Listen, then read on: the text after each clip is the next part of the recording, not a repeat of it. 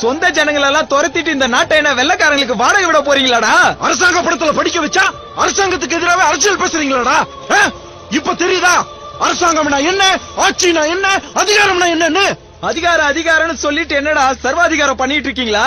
உழைக்கிற ஜனங்களோட சர்வாதிகாரத்தை இந்த உலகம் பார்க்கத்தாண்டா போகுது.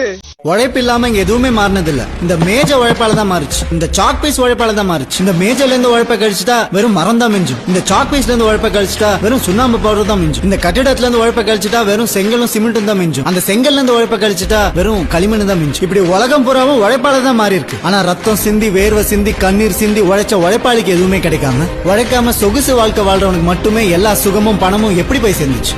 இதை நம்ம கண்டுபிடிக்க வேணாமா? இதை களை எடுக்க வேணாமா?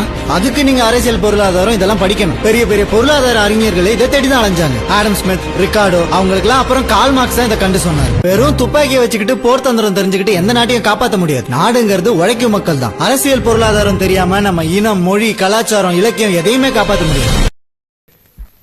வாழ்க்கைன்னா என்னன்னு தெரியுமா உங்களுக்கு? பிறப்புக்கும் இறப்புக்கும் இடப்பட்ட கொஞ்சம் நேரத்தை தான் வாழ்க்கைன்னு சொல்லுவாங்க. அந்த கொஞ்ச நேரத்துல ஒருத்தருக்கு ஒருத்தர் துரோகம் செய்யாம, கெடுதல் எண்ணாம, நானு எந்த நினைக்காம கூட சேர்ந்து ஒன்னா சந்தோஷமா வாழ்றதுதான் வாழ்க்கை. அப்படி வாழ்றவன் தான் உண்மையான மனுஷன். இது போன்ற நல்ல தகவல்களை உங்களுக்காக நான் பதிவு செய்கிறேன். பிடித்திருந்தால் லைக் பண்ணுங்க, ஷேர் பண்ணுங்க, கமெண்ட் பண்ணுங்க, மறக்காம சப்ஸ்கிரைப் பண்ணுங்க, பக்கத்தில் இருக்கிற பெல் ஐக்கனை கிளிக் பண்ணுங்க. நன்றி, வணக்கம்.